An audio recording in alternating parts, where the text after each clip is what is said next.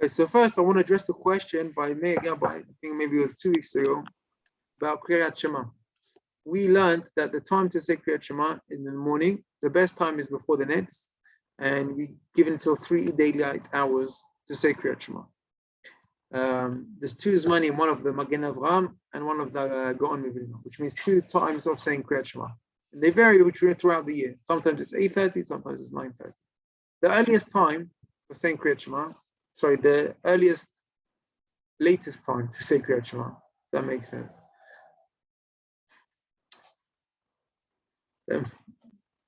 It's called the Magen Avraham time.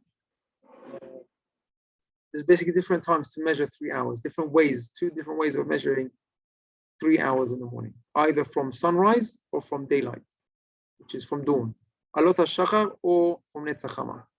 So if we calculate it from the dawn time, which is earlier, so the latest time from saying Kriyat Shema would be earlier. So just to say, for example, at one time in the year, it might be 8:30, that's the latest time to say Shema Yisrael in the morning.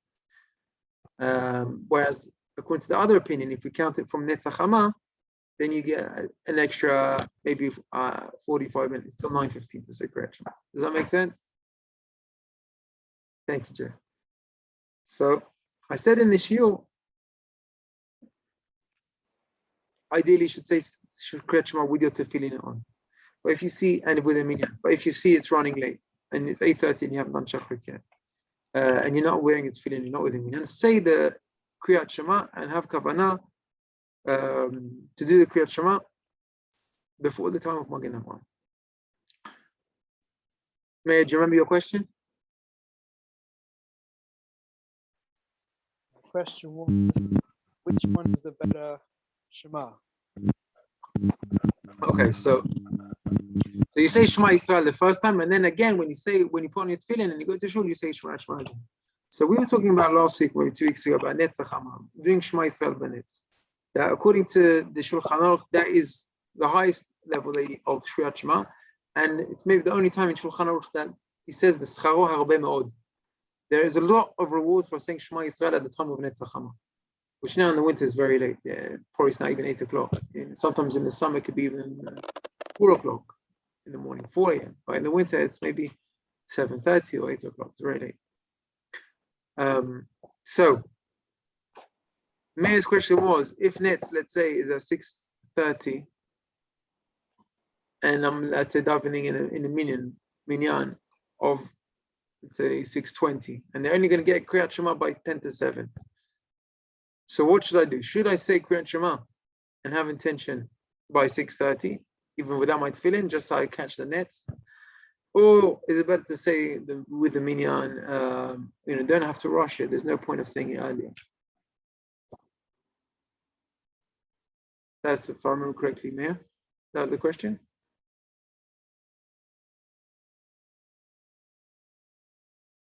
Meir, was that your question? So could you repeat the last bit again? Maybe a bit of a crackle. The question was, if you have opportunity to say Kriyat Shema without tefillin, without minyan, before the nets, should you make that your Kriyat Shema, or should you just wait till you do the Kriyat Shema together with the minyan with your tefillin after nets? So the answer is actually a machloket between Rabbi Yashiv and Rabbi Netanel Rabbi Shaul.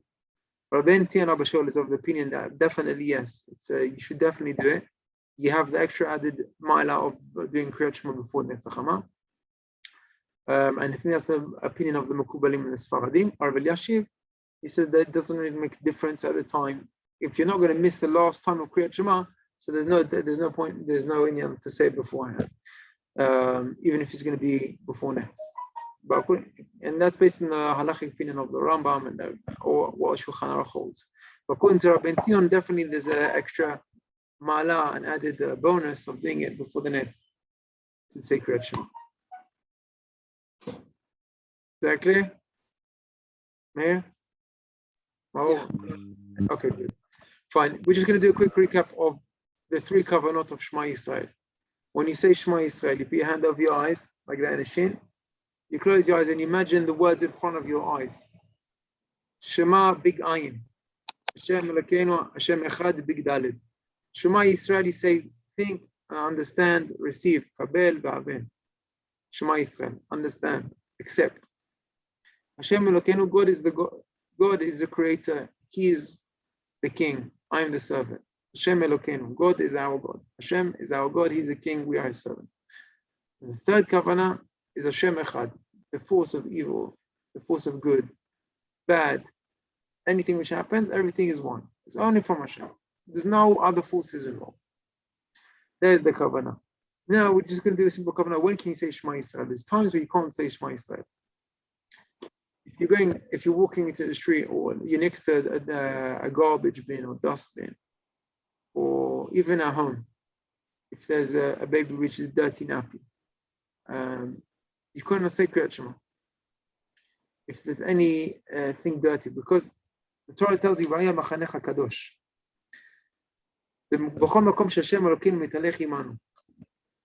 Whenever we're saying any kind of tefillah or bracha or Shema Yisrael, you've got to make sure there's two things. There's nothing dirty, but even if it's there's no dirty nappy, but there's a child who's not wearing a nappy. So the makom of his erva is revealed. We're not allowed to say Kriyat Shema in front of the erva, or say a bracha in front of that. So he has to be covered up. Not only that, we learn that person's body should be covered up, especially in his the lower part of his body, where his private part is, that needs to be covered up. And there's one difference: if he's wearing shorts or trousers at home, he can say Shema Yisrael. But to pray, he has to be wearing a shirt as well to cover up his body as well. There is a primarily part of the body.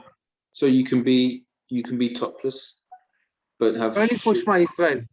Yeah. Only for my Shema Yisrael. If somebody's sleeping and realizes that it's a wake up late, he needs to do Shema Yisrael, then yeah.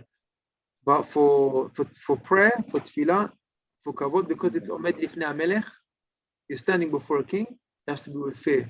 You have to go and put on a shirt and get dressed.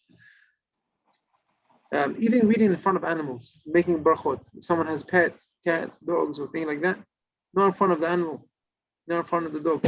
Now, even a behemah, or even if it's a goy undressed, or if a child's undressed, has to be dressed or covered up. It can be in front of an animal if the animal's covered up, put a blanket over him or something like that, that's fine. But if he's uncovered, then that would be not allowed to make a bracha. A woman, in front of a woman, can you make a bracha in front of a woman? Yes.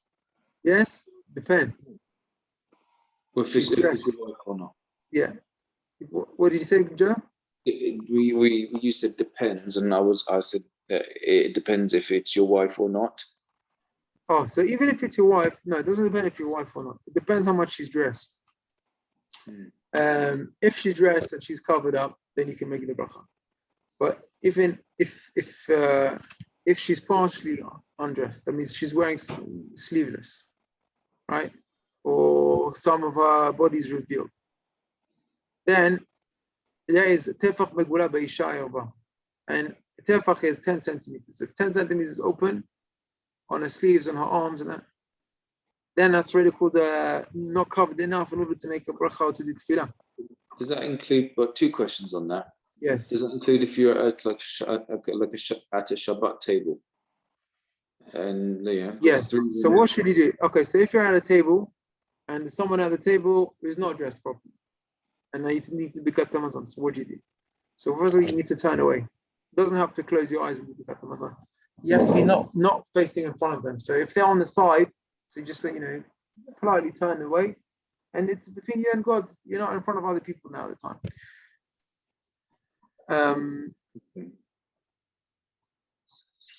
Also hair. If hair uncovered, also that's also called erva. So if she's partially uncovered the hair, also you can't make a bracha. You have to also turn away your body from that. Well, if it's her time of the month and she's fully covered? No, that's fine. There's no problem. No problem doing that. On that note, what's the age that this starts? Oh, very good question. What was the question, May? What age? Definitely from the age of 12. I think even also younger than that. Maybe even from the age of 7 or 9. Let me get back to you on that question. Definitely from the age of 12. And I think even what's younger. and what's the status of a bracha that you make in that position? You're not allowed to make a bracha. Well, did you have to make a bracha again? Is there a question? Does it count? Yeah. What is it? Anything? I don't know. Let me get back to you for that question as well. The Ben Ish Chai says that even a child, ktana, that means under the age of 12, also you have to be choshesh for a tefach meguleh in a girl. The only difference is if for something which is normally uncovered. That means, let's say if she normally walks just with short sleeves, right? Just with normally short sleeves, or she just normally does no shoes or socks. That's normal, so that's fine. But anything which is covered for the top half of the body, if it's a tefach, which means, let's say if it's more than up to your short sleeves, if it's anything less than that, then that will be also called you have to turn away.